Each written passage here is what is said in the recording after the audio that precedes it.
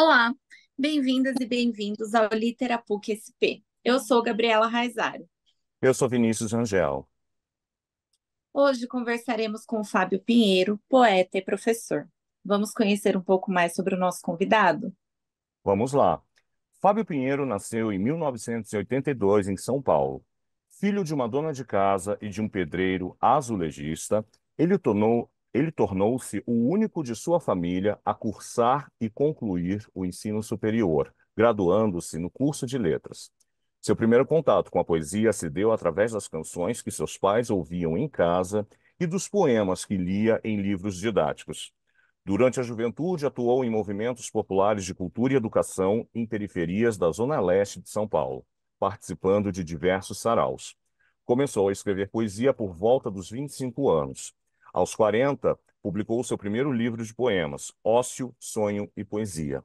No final de 2023, Fábio lançou seu segundo trabalho, Poesia Disque Denúncia, pela editora Patuá. Fábio, seja muito bem-vindo ao Literapuc. Obrigado, queridos. Um prazer participar. Então, vamos começar então.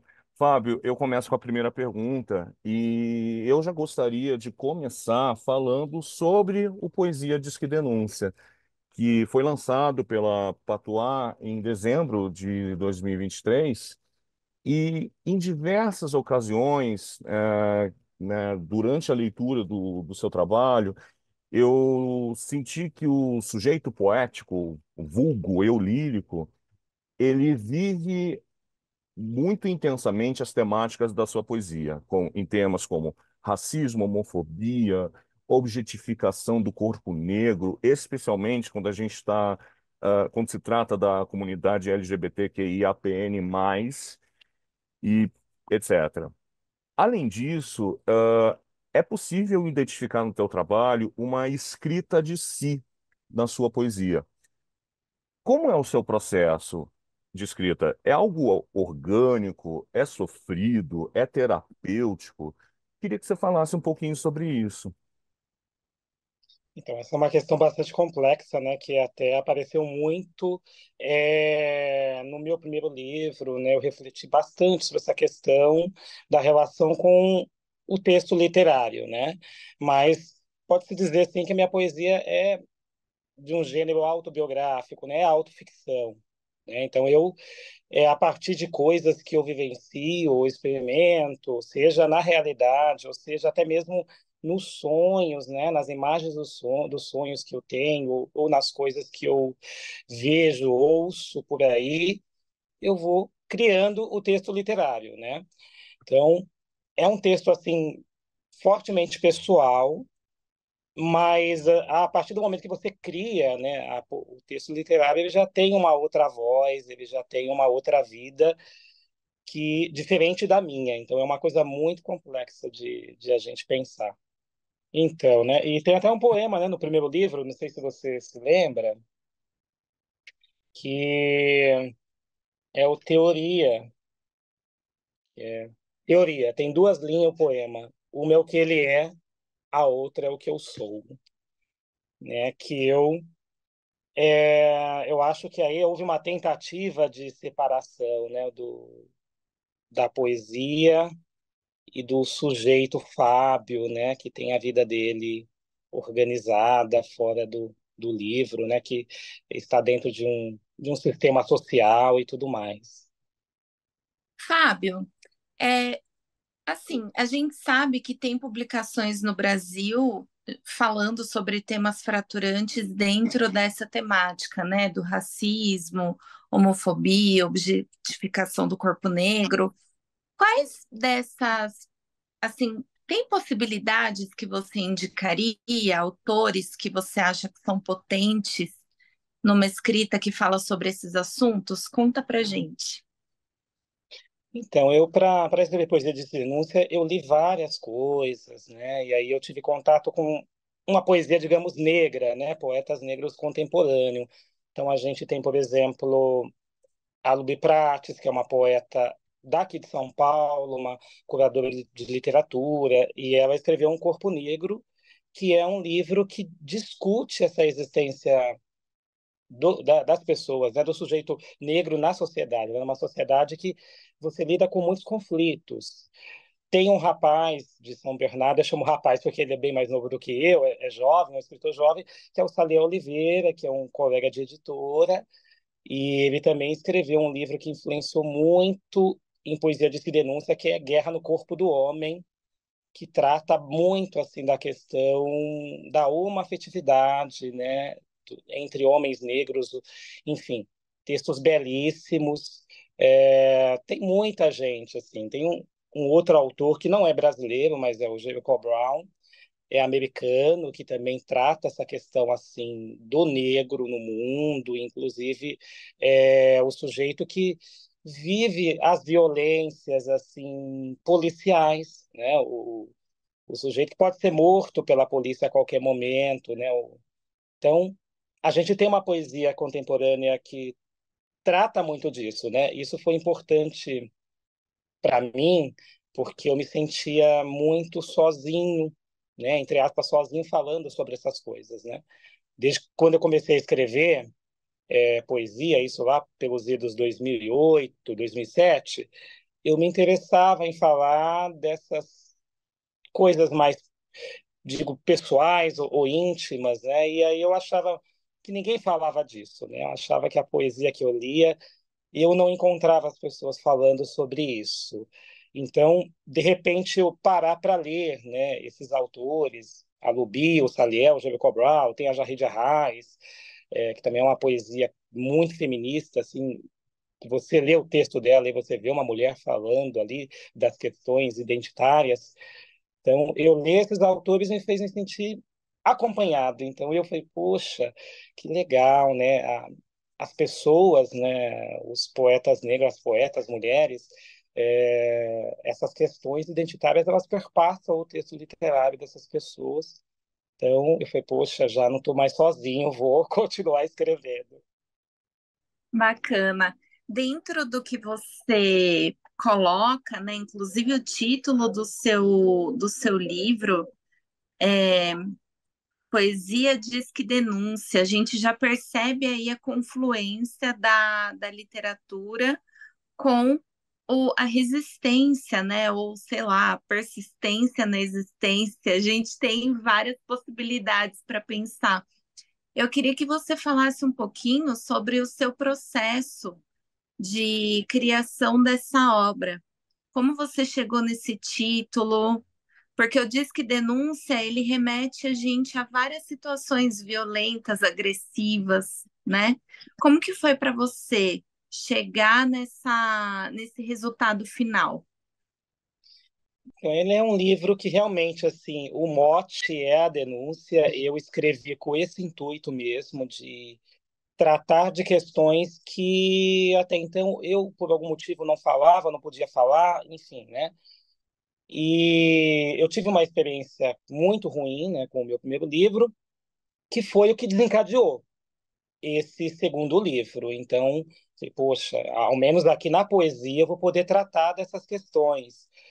E essa questão da denúncia da violência, né, a gente sempre descobre, né, quando vive alguma situação, uma experiência ruim de racismo ou homofobia, a gente percebe que uma violência desencadeia a outra, né? Então, dentro assim, de um processo talvez psicanalítico, né, você sofre algo que vai te remeter a muitas outras situações que você viveu, violentas e que podem ter sido sutis.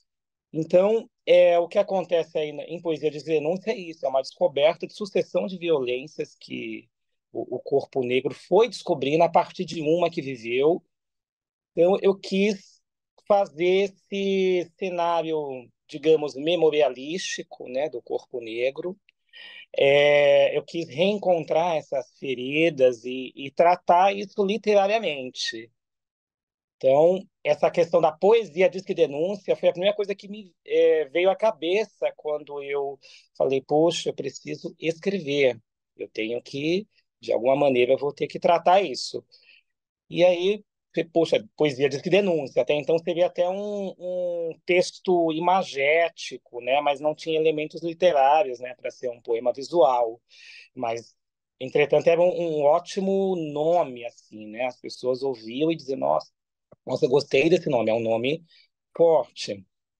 E, enfim, o livro ele tem muitos textos que tratam dessa questão da violência, assim, até mesmo simbólica, representativa, né? Quando você vai para o campo religioso, né? Que é uma questão muito presente na minha vida, né? Eu desde muito cedo lido com essas questões religiosas, até mesmo nas questões amorosas, enfim, nas relações entre o homem branco e o homem negro, as relações culturais, enfim, eu acho o livro ele foi passeando, né, dentro dessa existência do corpo negro e encontrando aí as feridas, as violências, né?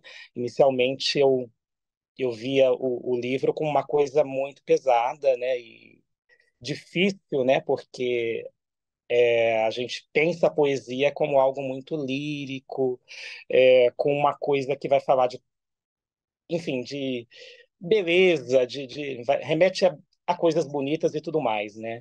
E aí você trazer para a poesia assim a dor, a violência, a revolta, que eu acho que é um livro que tem muitos textos assim de revolta mesmo. Então, foi um processo assim um pouco complicado de eu me convencer de publicar, mas eu achei que era importante para fazer jus, né, a toda essa história literária que eu começo, né, que eu tinha começado e de repente fui tirado meio que de cena. Então, é um livro, é uma obra política, assim, é um livro forte. Acabou surgindo uma inquietação, na medida que você foi falando, a partir da pergunta da Gabi, Fábio, porque a sua poesia vira um palco para você exercer a sua liberdade como artista, né? E isso já vinha no seu primeiro livro, mas acho que no Poesia Diz que Denúncia é uma coisa que ah, é muito latente, né? Essa sua necessidade genuína de você falar, de você denunciar, de você gritar, de você expor. E uma das coisas que sempre me chamou a atenção no seu trabalho é a sua liberdade em relação à criação. Porque a gente pensa, por exemplo, que a poesia tem que ser o sorriso da sociedade, que tem que falar de coisas belas, e não, você se dá o direito de explorar temas extremamente sensíveis no seu trabalho. E aí tem uma questão que eu acho incrível, que você se dá o direito também de escrever prosa poética. Tem o Diário, que é um texto que está no Poesia de Denúncia, que ele, apesar de parecer a forma da prosa, ele é extremamente poético. Como é que você faz esse exercício? Como é a escrita de uma prosa poética? Como você define isso entra, isso não entra, isso aqui eu vou colocar em versos ou não? Vai ser trabalhoso isso, né? Uma coisa que no primeiro livro eu me bati, me rebati, enfim, né? Fiquei bastante envolvido com essa questão do hibridismo, né? Entre o que é poesia, o que é prosa. Mas eu acho que assim isso tem muito a ver com como você diz, né? Como você constrói o texto, a linguagem que você usa. No segundo livro, né, em Poesia de Denúncia, isso para mim já estava uma coisa mais resolvida. Mas alguns textos eu brincava de vou deixar em prosa, por exemplo, Aurélio, né? Foi um texto que eu comecei ele em prosa, não vou deixar em prosa, não gostei do que eu vi no papel, vou colocar em versos. E aí é uma coisa mais trabalhosa, porque você tem questões de quebra de verso. Eu acho que a questão do verso, para mim, ela dá mais trabalho. A questão de escrever continuamente, né, igual tem o caso aí dos textos literatura, né, literatura um, literatura 2, que nasceram assim em prosa, né, e para mim a questão da prosa poética,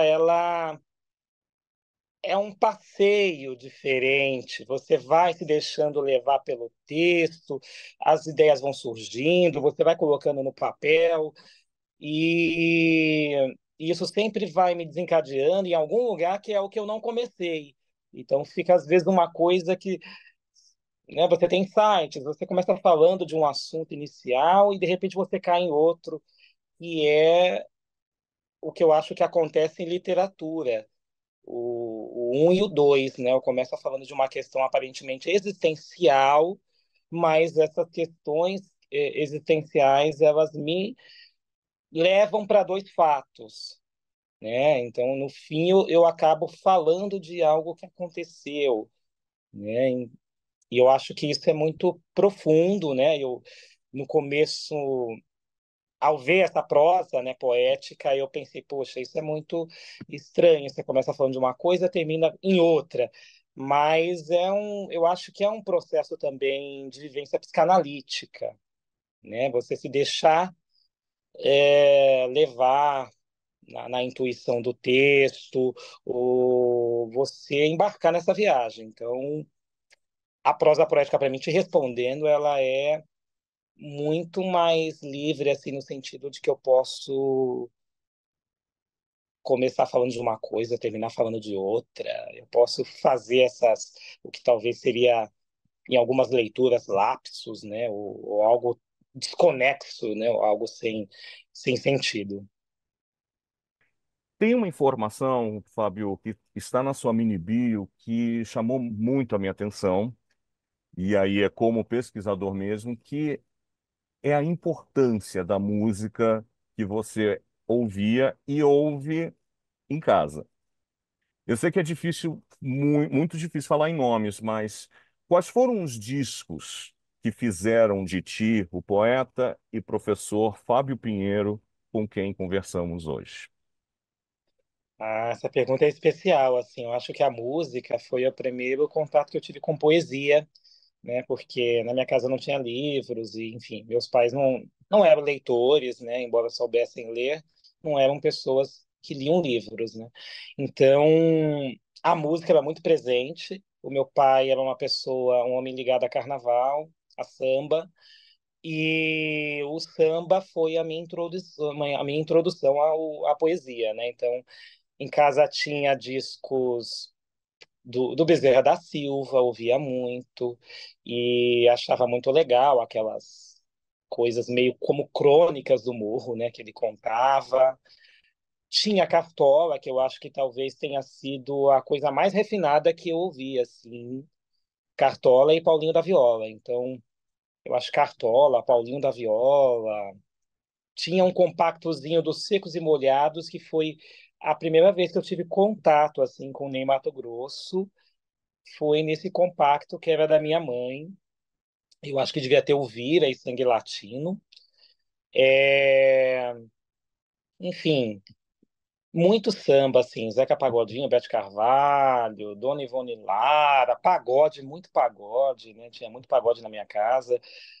Tinha algumas canções mais do gênero assim, romântico, brega, né? Então, ouvia-se tudo, né? Roberto Carlos, eu ouvia todo domingo, ouvia Roberto Carlos todo domingo, porque minha mãe ela era muito fã do Roberto Carlos.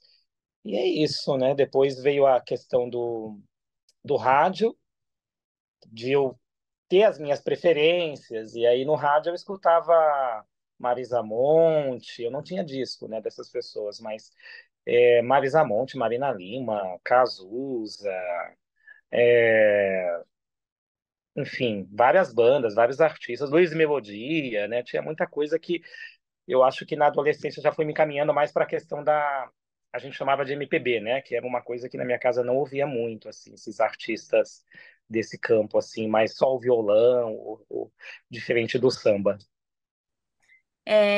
O Fábio ele deixou assim muito claro, né, que para um poeta negro no Brasil há muitos desafios, inclusive temáticos. Fábio, você disse que sofreu um desafio aí com a escrita da primeira obra. pelo que a gente viu, essa segunda obra, ela tá aí, assim, tá escancarando situações. Então, a gente deseja muito sucesso para você. E assim terminamos mais um Litera PUC. Se quiser acompanhar as notícias e o conteúdo produzido pelo programa, basta seguir os nossos perfis nas redes sociais. Até mais, Fábio. Muito obrigada pela sua presença. Obrigado, obrigado.